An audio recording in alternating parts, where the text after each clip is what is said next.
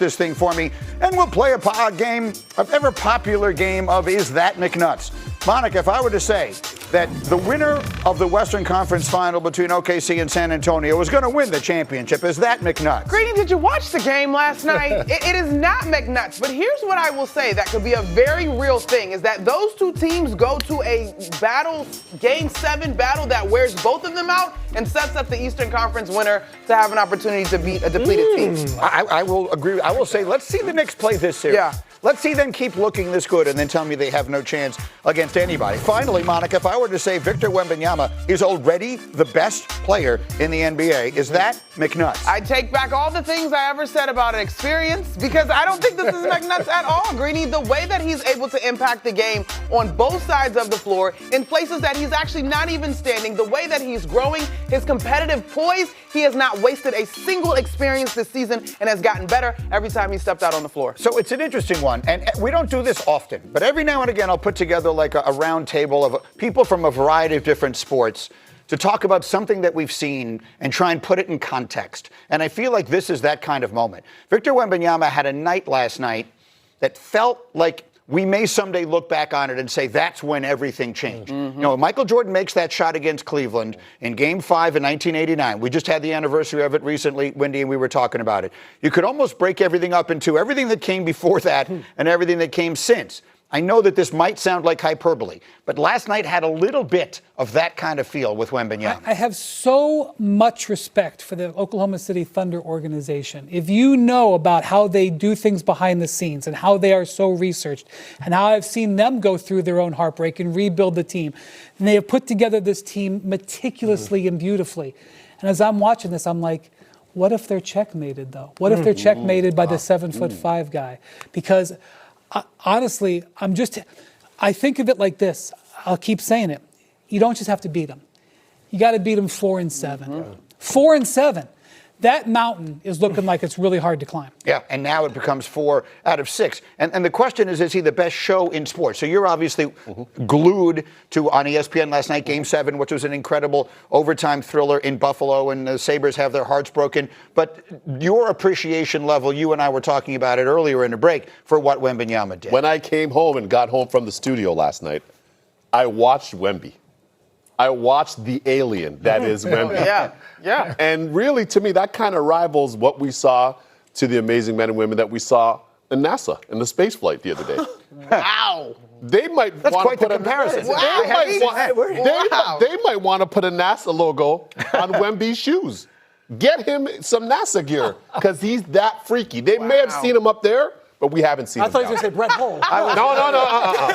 No, different level. Brett Hull was amazing. I've got it. One of the best. It's the commercial. Wembanyama, Yes. he's out of this world. It'll work perfectly. The marketing. J-Mac and Schrager were telling me at breakfast this morning, you're up all night last night, right? You kept saying, I want to go to sleep, and you can't go to sleep. Could not go to sleep. You couldn't turn the TV off for what you saw him doing. I think even in our game, we see clutch performances. Brady, Mahomes, where in the biggest moment, they make a fantastic play. The difference is Wembanyama makes that play, but he does it in a variety of ways. He makes a Steph Curry 3 late in that game, but then he comes back and blocks Jalen Williams at the rim. The same player is not supposed to be able to do those same actions in a matter of moments. I think that's what makes the show so special compared to what we see in our league, where it's just big moments, big players stepping up. And I love the story and the context of it all. He's watching his rival receive the MVP award before the game in front of a sea of blue of those home fans. Everything that added up to this moment. How about the fact that Caruso at the start of overtime is blocking the camera, and they're usually the jovial, hey, we're kicking everyone's butt, we've swept everybody, and now they're on the rocks. To do it in that building against this group of players, the way that he did, Greeny, I don't have a parallel. And that frame right there, you're right. It's like before Wemby and after Wemby. This was the moment. All you do, Monica, is you just hope that history is filled with really, really big guys who just weren't able to stay healthy because it's just at that size and all of that. Now, I can't remember one that had the same frame as he did. I remember when Sean Bradley got drafted. I remember when Yao Ming got drafted. Hey, Ralph Sampson, those guys. Sampson, Wilbon brought him up before. He was 7'4". Wilbon brought up.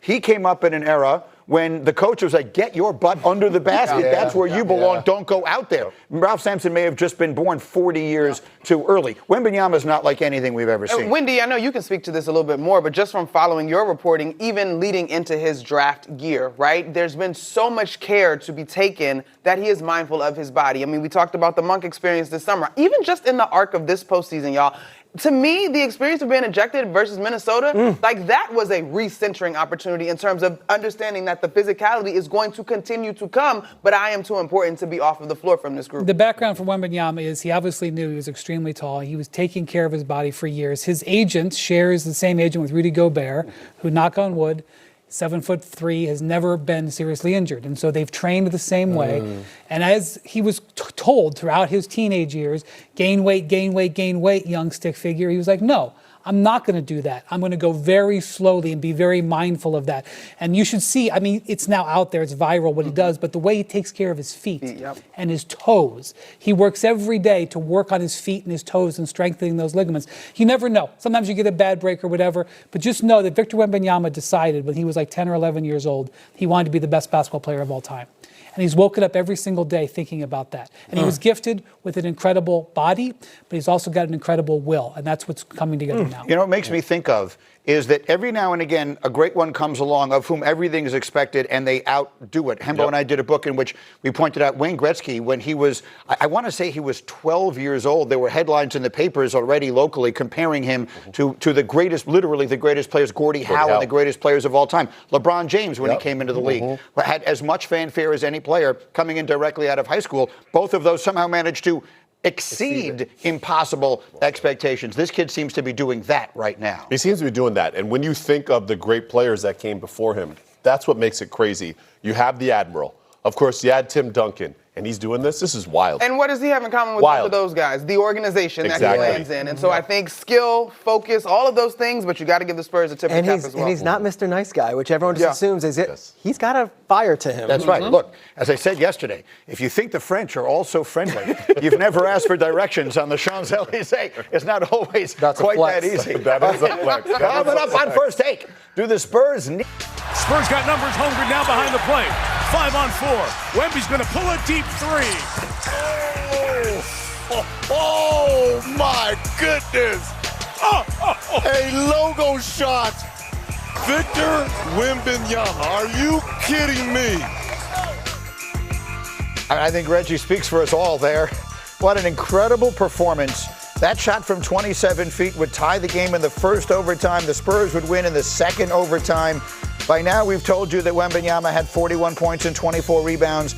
He's the second player in history with 40 and 20 in their first conference final. We're back in the day division final debut. You see the other, a fella whose last name was Chamberlain.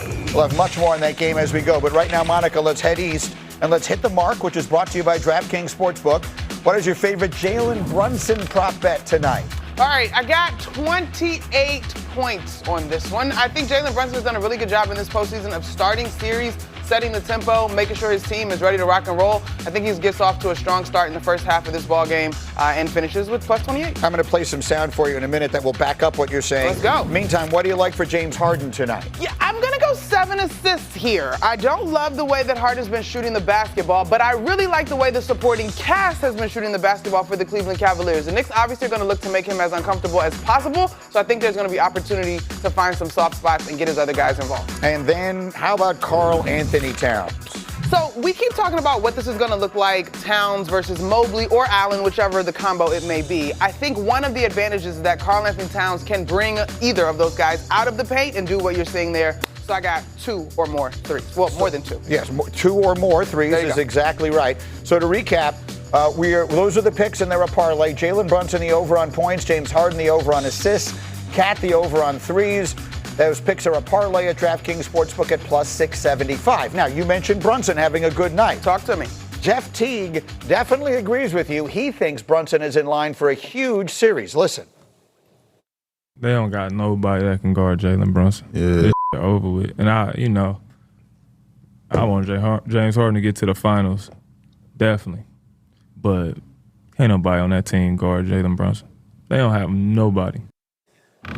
He is very definitively saying he does not think the Cavaliers have a matchup for Jalen Brunson. What do we react?